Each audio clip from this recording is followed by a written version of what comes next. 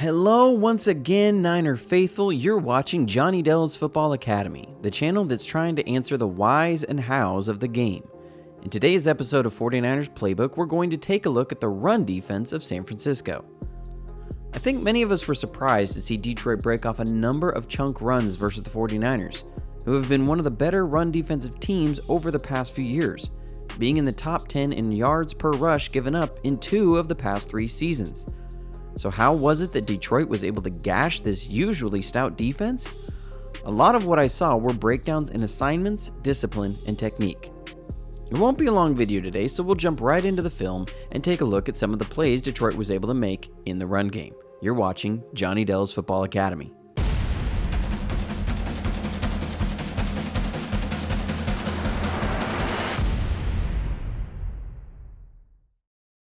The first play we'll look at was actually the first offensive play of the game.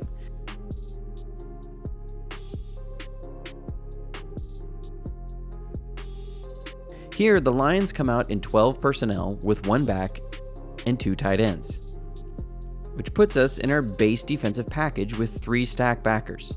They put a wide receiver in motion and then double back and are going to run a split zone with wide receiver sweep action. The split zone is an inside zone play where you'll have either a tight end or a fullback come across the formation and kick out the defensive end. This is used when you're facing a good, fast defensive end who has the potential to run down the play.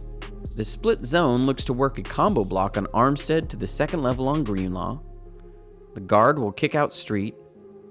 The center and guard will work DJ Jones to Warner. And the tackle on Al-Shaair. A split block by the tight end on Bosa. And the wide receiver sweep action will look to widen Tart.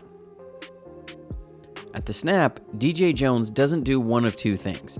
He either needs to hunker down and hold his ground against the guard and tackle, or occupy the center and guard in the A-gap. He does neither.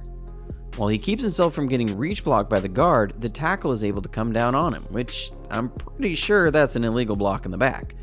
But the moment the tackle comes down on Jones, Shaair needs to attack the hole. If he sits back and waits, he's going to get picked up. Because Jones got washed down and Shaair hesitated, it opens up a big hole for the offense to run through.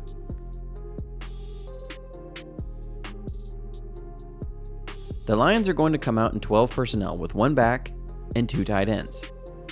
They're going to have a balanced set this time and are again going to run the split zone. We're again going to have a problem out of the 1 technique.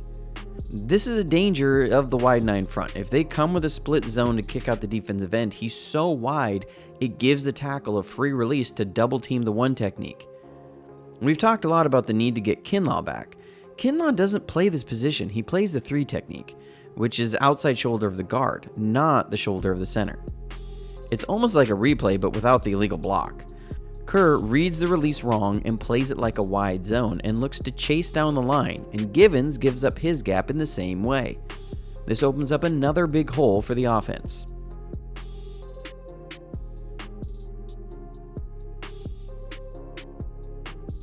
The next play isn't necessarily a fault of the defensive line. Greenlaw plays the wrong gap.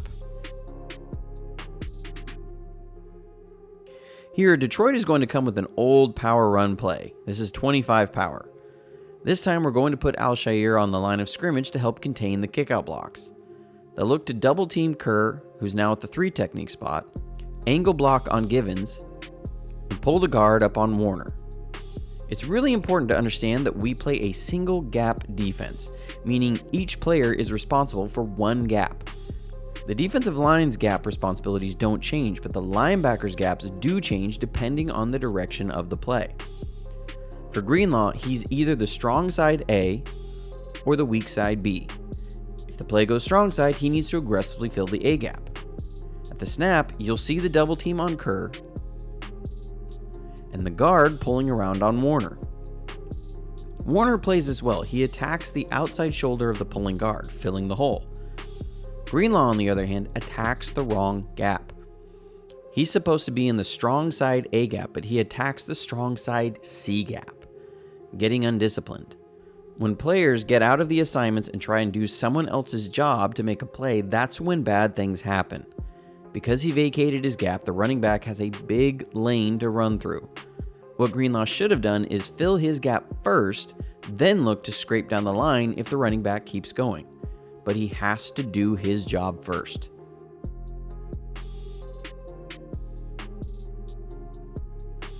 The next play might look familiar, and that's because Detroit is again able to gash us with the split zone.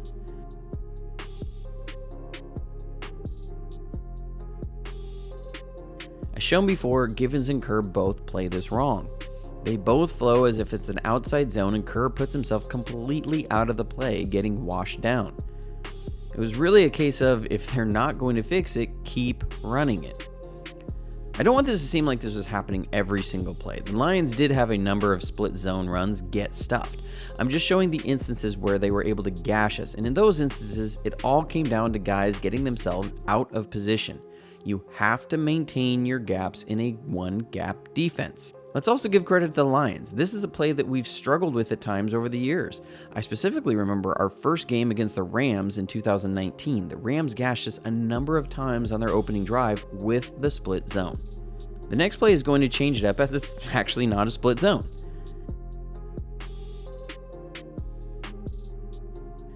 Here, the Lions are going to come with a halfback counter. They're going to have a double team on Kerr and work to the second level, pull the center to kick out the defensive end, and bring the tight end across to lead up on the linebacker. Again, it's a one-gap defense, so when guys read run, especially power run, you have to fill those gaps aggressively. First, Ebukam doesn't take a read step. He fires out of the gate like he's going to get the quarterback. His first job is to contain against the run. When he sees the center pull and reads run, he needs to take on this center and compact the edge. Instead, he dodges him like a bullfighter.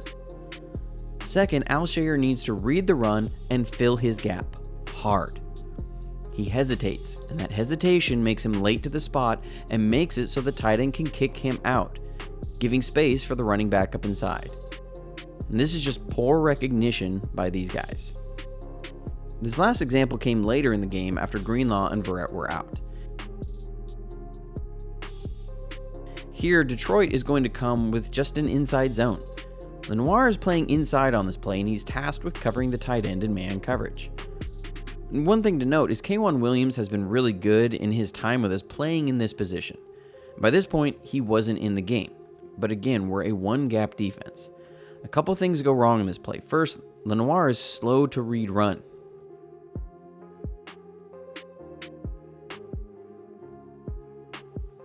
Second, there's confusion between our defensive tackle, who I can't really tell who it is, and Alshire. There either was an exchange called where the defensive line and linebacker exchange gaps post-snap, or the defensive tackle thought there was an exchange called. Either way, both he and Shire attack the same gap, and with Lenoir slow in the recognition, it leaves a big hole for the offense to run through. Well, that's it for this episode of 49ers Playbook. Hope you enjoyed it. Like and subscribe if you did. And don't forget to hit the notification button to be alerted to when a video goes live. While there were some plays the Lions were able to get good yardage running the ball, there were also a lot of plays where our defense held up. I do think all these problems are correctable, and knowing Kyle Shanahan and his staff, I'm sure they will look to really tighten the bolts against the run, especially with the Eagles coming up this week, who want to run the ball. It'll be a great matchup this week that I look forward to, mainly because I know a couple Eagles fans that I'd really like to talk some trash to. As always, if you'd like to support the channel in any way, I'll have links for that in the description below. And as always, stay safe, stay healthy, and go Niners.